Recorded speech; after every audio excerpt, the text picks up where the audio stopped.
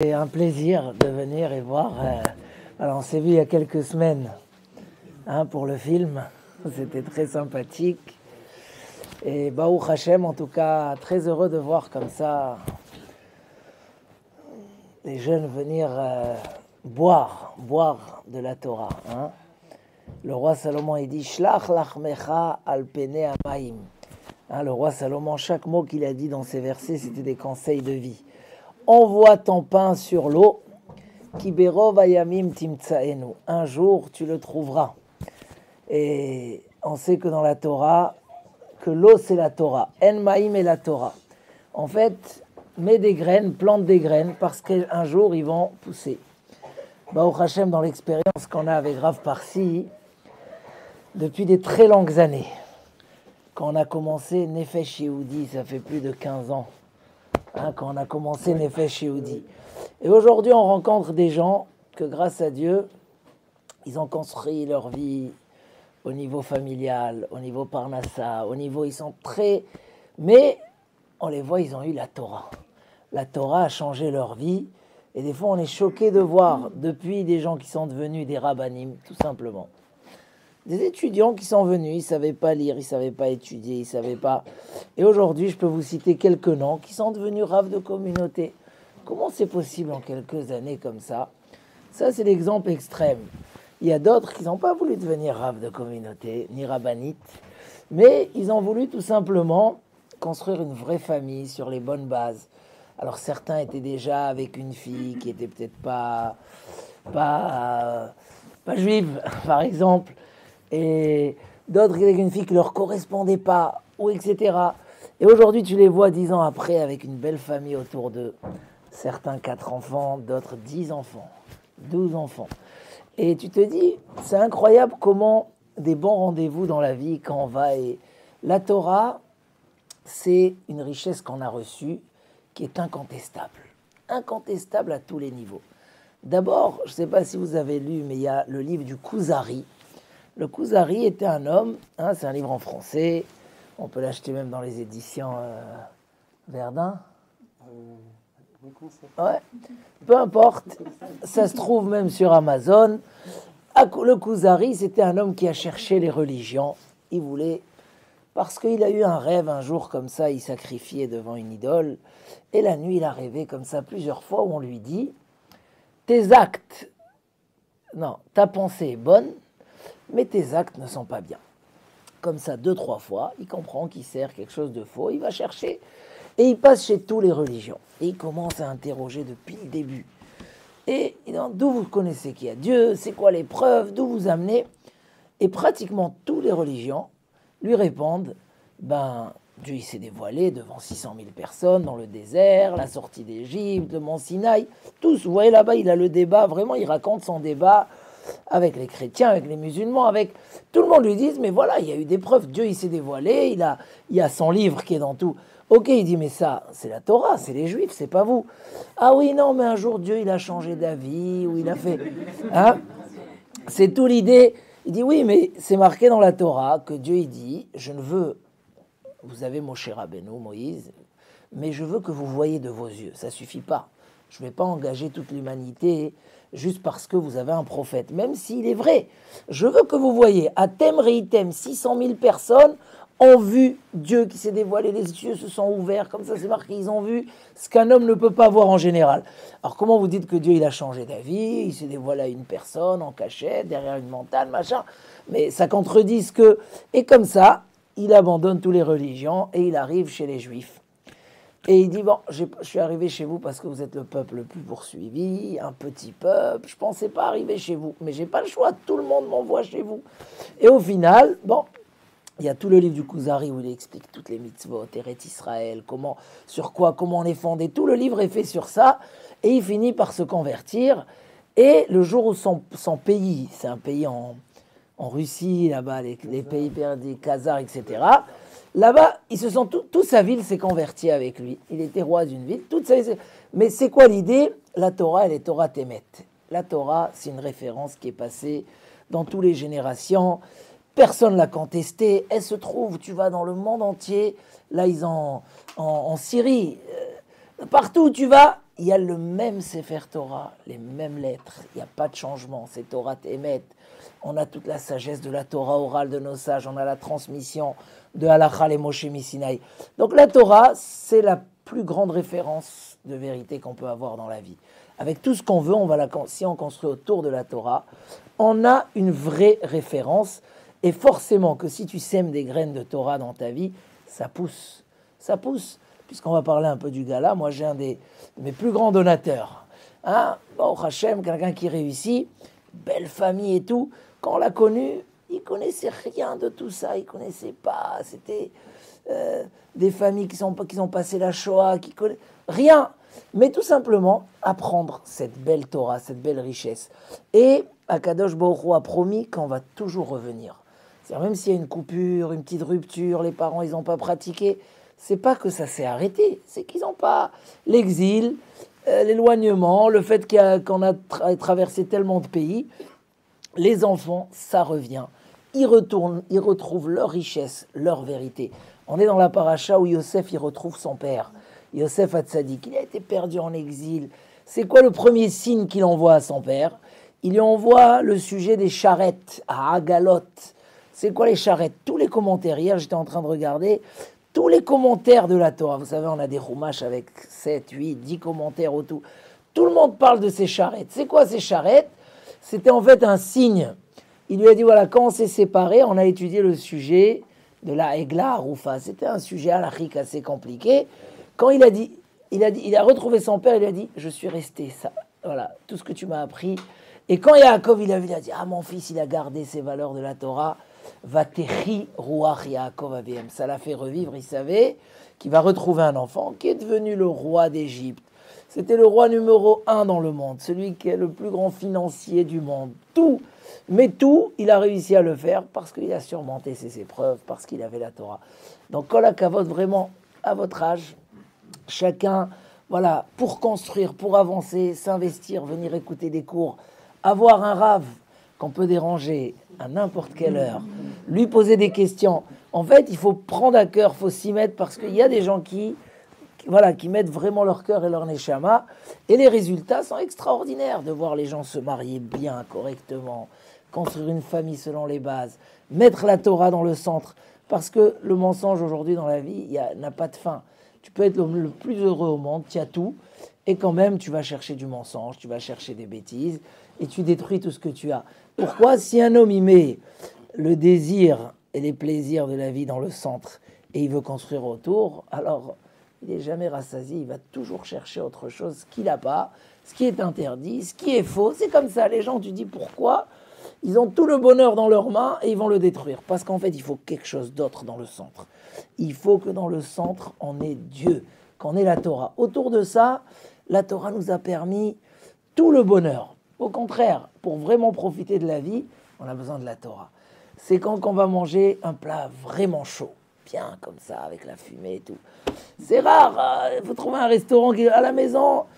Shabbat. Le Shabbat, c'est le jour. Alors qu'on n'a pas le droit de cuisiner. C'est le jour où on va... C'est quoi? Comment on peut trouver la tranquillité d'esprit? C'est le Shabbat. On enlève le téléphone. C'est la Torah, elle nous fait en sorte que le couple puisse bien fonctionner. Que l'homme il puisse être entier dans son couple. Et les enfants, la famille.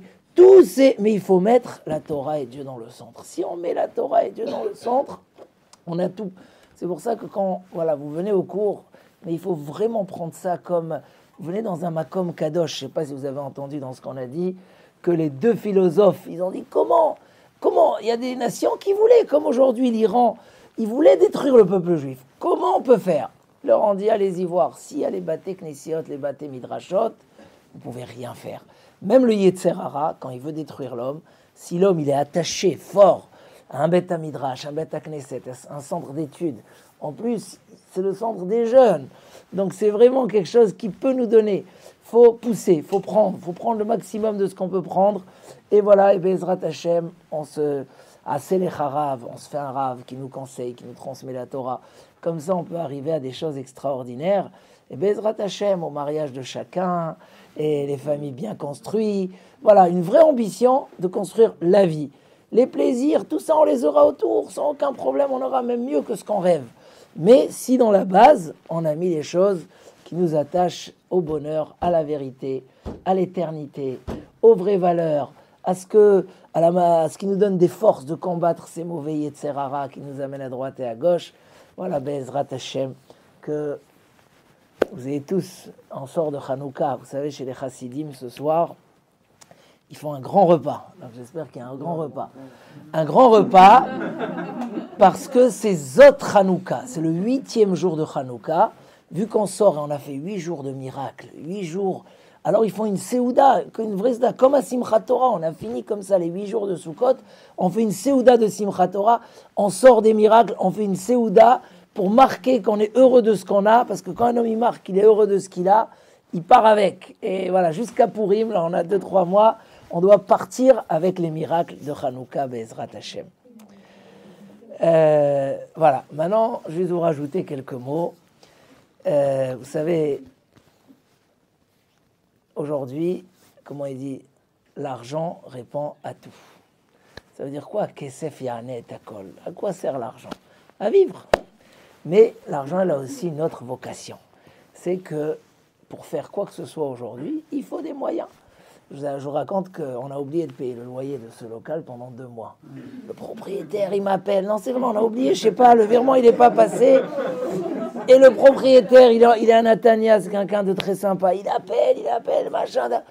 Et il fallait le payer. Bon, on a vu, alors tout de suite on a payé, mais parce qu'il y avait de l'argent sur les comptes. Sinon, on ne peut pas régler. Ça veut dire que tu ne peux rien faire aujourd'hui sans qu'il y ait ce soutien de la Torah. Issachar, Zevulun. La Torah, elle a fait un système que le peuple d'Israël se partage en 2. Un, il soutient, l'autre, il fait. Et ça permet justement de faire tourner tout le peuple d'Israël. Ceux qui font, ils versent sur ceux qui ne font pas, ceux qui font moins. Ceux qui ils amènent les moyens, alors ils sont méritants grâce à ce qu'ils ont amené. Et comme ça, la Torah peut continuer dans le klal Israël. Et il dit le Chafetz Chaim, pas au Mont Sinaï, avant de rentrer en Israël, ils ont fait les brachot et les klalot, les bénédictions et les malédictions. Il y avait les Kohen et les Lévi, ils faisaient, et tout le peuple d'Israël répondait Amen. Il y en a une 12aine environ. Et dans ces 12 brachot qu'ils ont fait, que tout le peuple d'Israël a répondu, Baruch Asher Yakim et Torah Azot. Bénis celui qui fera des choses pour que la Torah tienne. Alors Dieu, il aurait pu donner, c'est à lui le monde, il peut donner l'argent pour la Torah. Le Chafetz Chaim, non. Il voulait que le soutien de la Torah, il vient du peuple d'Israël. Du peuple d'Israël. Il y a même comme ça le Rav Mibrisk. Un jour, il a construit sa yeshiva. Tellement il était connu, il y a un donateur qui est venu, il a donné le premier étage. Ils l'ont mis à son nom. Un deuxième, il est venu à donner le 2e étage. C'est à Jérusalem, c'est très cher. Le 3e, il est venu, il dit, je veux donner le 3e. Il a dit, non. Le 3e, ça sera tout le peuple d'Israël qui vont participer. Il a refusé. C'est une vraie histoire. Il a fait participer tous ses élèves, que tout le monde ait une part dans la Torah. Donc ce que la Torah dépend de ceux qui la soutiennent, c'est pas par hasard. C'est marqué, on l'a lu même à Hanouka.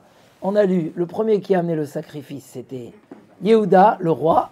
Le deuxième, c'était Issachar, c'est ceux qui étudient la Torah. Le troisième, c'était Zevulun, celui qui soutient la Torah. Mais Zevulun, c'est le 9e enfant. Pourquoi il a été mis en 3e? Parce que la Torah, elle est développée grâce à lui.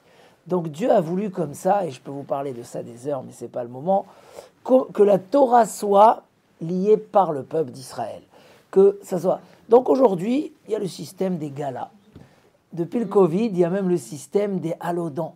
C'est un système, non, c'est vrai, où quand, grâce à Dieu, depuis le Covid, vous savez combien des kollels ont ouvert à Paris? Chaque synagogue, elle veut son petit groupe d'étudiants pour mettre de la Torah. Pourquoi? Parce que dans une communauté, quand il y a de la Torah, tout ça grâce à ce que ces systèmes-là se sont ouverts.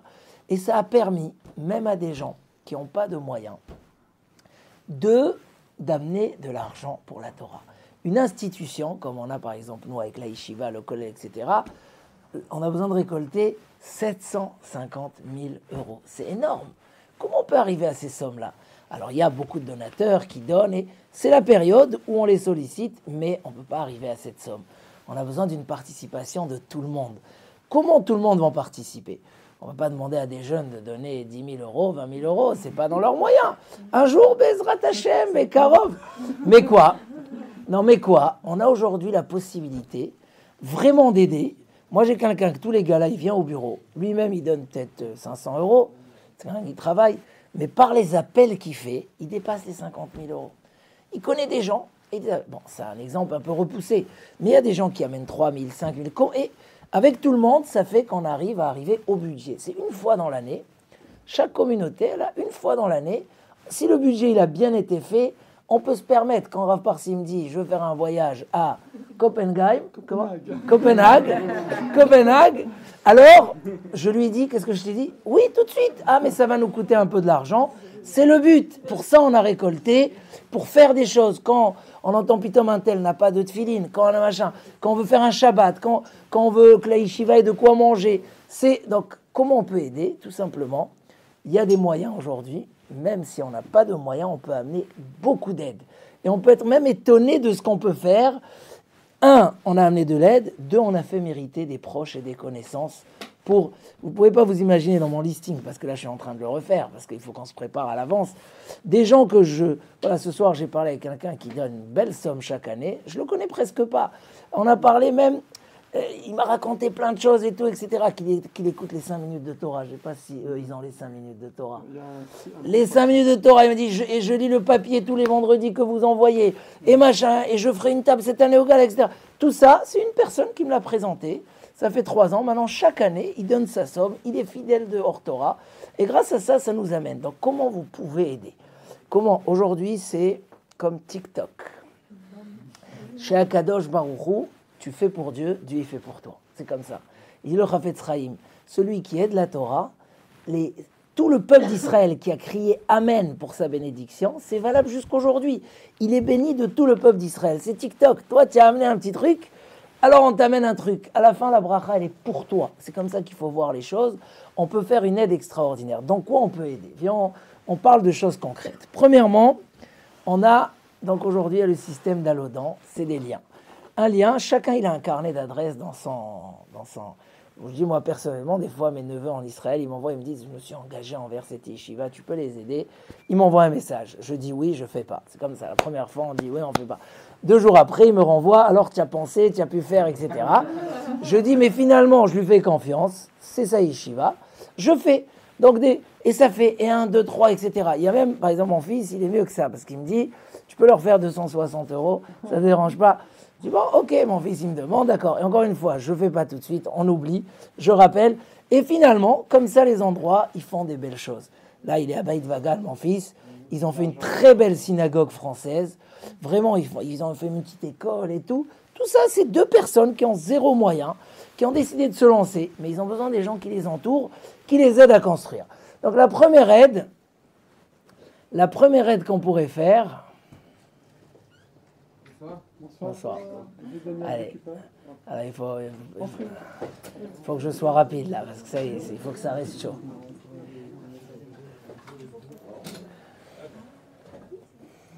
Tu peux l'aider, Michael? Alors, première aide, venez on continue, comme ça je vous laisse après manger. Première aide, c'est ceux qui veulent un lien personnel, on peut leur faire un lien, comme ça il envoie, c'est marqué par exemple David Cohen, à Lodan. Mais après, il rentre, il voit que c'est pour Orthora, c'est pas pour toi. Mais toi, quand tu envoies le lien, tu sais est-ce qu'il a donné, est-ce qu'il n'a pas donné, etc. Ceux qui peuvent faire ça, c'est le top, déjà. Ceux qui veulent, ils disent à Rav Parsi, voilà, moi. Et pendant une semaine, prendre un peu de temps, son carnet d'adresses, des gens qu'on connaît, des amis, des machins. Je dis franchement, il y a des gens qui ne donnent pas de tzedaka. Vous savez, il y a un expert comptable, il m'a dit, je vais être rapide, l'expert comptable, il m'a dit qu'il a des sociétés goy. Et il dit, à la fin de l'année, ils ont donné une fois 18 €, une fois 15, une fois 25, sur des millions. Il me dit quelqu'un, il doit payer 300 000 € d'impôts. Combien il a donné? Même pas 200 €. Parce que quand il n'y a pas la tzedaka, il n'y a pas. Il y a des gens qu'au contraire, on les fait mériter. Des amis qui sont peut-être dans des beaux métiers, qui ont comment. Ça, celui qui peut, voilà, c'est une aide extraordinaire. Je laisserai Rav Parsi faire un petit sondage tout à l'heure. S'il y a des gens, déjà, ils veulent leur lien. Et pendant une semaine, du 13 au 23, c'est extraordinaire. Pour ceux qui ne peuvent pas, il y a des moments où on va se réunir. Alors, on a un lien général. Et essayez de venir et faire du travail. Voilà, on essaye. Vous allez voir Le lien, ça monte, ça va monter 50 000, 60, 70, il faut arriver à 700.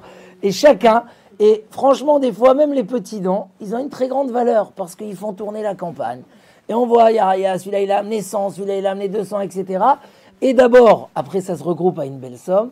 Mais en plus, ça fait motiver la campagne. Et celui qui prend ça au sérieux, je vous dis, c'est du TikTok. Toi, tu as fait pour Akadosh Baruch Hu, tu verras le jour où tu vas commencer, tac, tac, tu auras ta bracha, le bon client. C'est constaté.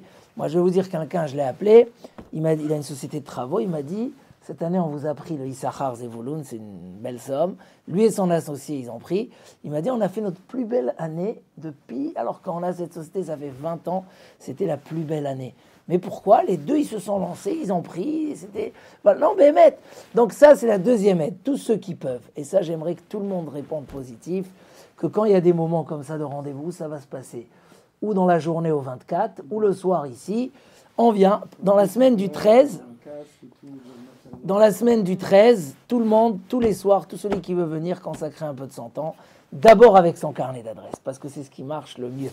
Après, on a un système de téléphone, ceux qui n'ont pas de carnet d'adresse, ceux qui ont déjà fini. En même temps, moi, j'ai hésité si cette année mettre les appels, parce que ça n'amène pas énormément de résultats, mais ça stimule. Tu appelles les gens au hasard, sur 10, il y a un qui te répond. Mais c'est pas grave, ça stimule. Après, tu te dis, ah, mais je peux appeler celui-là. Celui-là, il va oui me donner. Je peux pas l'appeler, je laisse un message vocal. S'il te répond oui, je donne, tu le lâches plus, ça y est. Tu lui rappelles 2 jours après, alors, etc. Et tu sais combien il a donné. Donc ça peut être une aide extraordinaire. Tous ceux qui peuvent s'y mettre avec nous, voilà, l'endroit, il va continuer. Alors, il faut leur faire une visite au 24 à ceux qui ne sont pas venus, parce qu'il y a toute une yeshiva, un beth à midrash, voilà. Et il y a cet endroit-là qui fonctionne tellement bien. Troisième chose qu'on peut aider, c'est donner un peu de temps. Ceux qui ont un peu de temps en journée, on a vraiment besoin des gens qui viennent au bureau, au 24, avenue Général de Gaulle. S'il y a quelqu'un qui a une après-midi de libre, voilà, nous donner des heures, venir et faire du phoning. Pendant une semaine, du 13 au 23, ouais, on va dire c'est la semaine plus du 13, voilà, de dimanche à jeudi, c'est là où on va mettre tout le paquet, ceux qui peuvent, on aura besoin. Ouais, dimanche aussi, ceux qui peuvent venir, voilà, dès dimanche, c'est pas celui-là, le prochain, on commence, il y a les tablettes, il y a les casques, on appelle, et gentiment, on parle de tzedaka, et voilà, il y a un qui te raccroche, l'autre qui te répond gentiment, le troisième, il te promet. Mais c'est pas grave, c'est comme ça. Ça stimule et ça fait. Et je vais vous dire, aujourd'hui, on fait beaucoup de choses. On a fait un livre, on a fait des feuillets, il y a les 5 minutes de Torah. Donc, il y a beaucoup de gens qui sont sensibles. L'endroit, il est très connu. Et quand tu appelles quelqu'un, moi, je vais vous raconter une petite expérience et avec ça, je termine parce que je ne veux pas être trop lourd. Quand on avait fait les appels, il y a un bachour de la yeshiva, il est tombé sur un de mes anciens élèves. Quelqu'un à qui j'ai donné peut-être 5 cours dans le 16e. Et celui-là, il a dit, ah, Rav Schneor, ok, je donne. Il a envoyé 2600 €. Alors, on était tous choqués que par un coup de fil comme ça. Bon, évidemment, moi, j'ai appelé la personne pour le remercier. Il m'a dit, je t'en prie, une bracha. J'ai pas d'enfant. Ça fait déjà 3 ans que je suis marié, machin. Je lui ai dit, Bezrat Hashem, tu as fait comme ça généreusement. Je te promets cette année. Bon, Hashem, il a eu une fille. Mamache, 9 mois après, je vous promets, 9 mois après, vous pouvez l'appeler.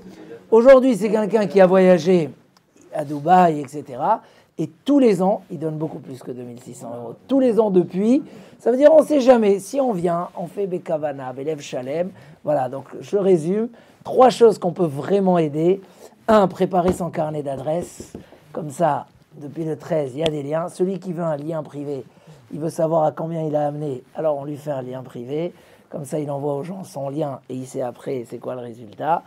Et ceux qui peuvent nous donner un peu de temps dans la semaine du 13, en journée, un matin, une après-midi, celui qui est au chômage, qui vient toute la semaine, voilà. Non, pourquoi pas, c'est une mitzvah, vraiment c'est une mitzvah. Tous ceux qui peuvent, Bémet, on vous remercie d'avance. D'abord, je vous remercie que vous venez, parce que le fait que vous venez, pour nous, c'est extraordinaire. Bémet, de voir la jeunesse qui continue, le limoud à Torah, qu'on plante des belles graines. Voilà, on va aller à un mariage. Je suis tellement heureux qu'on va aller marier des gens qui ont par le Makom, etc. C'est extraordinaire qu'on participe à vos mariages, Bekarov, et dans la Simcha, et que vous construisez, Bezrat Hashem, une belle Parnassa, dans la Gdusha, dans la Torah. Voilà, que tous les miracles de Hanouka soient une bénédiction pour tous ceux qui sont là, pour une belle réussite dans la vie. Et voilà, essayez de nous faire des vrais retours pour ceux qui peuvent. Et Bezrat Hashem, on aura Hatzlacha.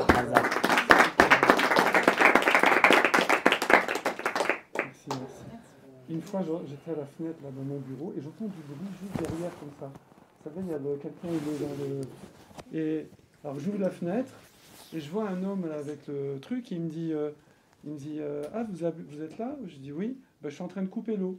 Je dis ah bon, vous coupez l'eau? Pourquoi vous coupez l'eau? Ben, vous n'avez pas payé.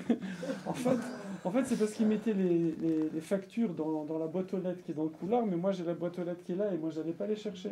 Waouh. Ouais, je lui dis non, soyez sympa, regardez, c'est juste une erreur et tout. Il me dit ok, c'est bon, j'y vais. Il n'a pas coupé l'eau, il est parti, on a payé, voilà. Bezrat Hashem, ça serait bien de nommer quelqu'un qui prenne une feuille, qui passe et qui voit tout celui qui s'engage. C'est une semaine, voilà, quand vous mangez tranquillement, voilà, chacun qu'est-ce qu'il est prêt à voilà, ou ambassadeur, ou venir ici travailler le soir dans la semaine, ou ceux qui ont du temps, Bezrat Hashem. Allez, c'est bon, Bezrat Hashem, Chazak ou Baruch. Allez, Bete Avon, et que des bonnes nouvelles.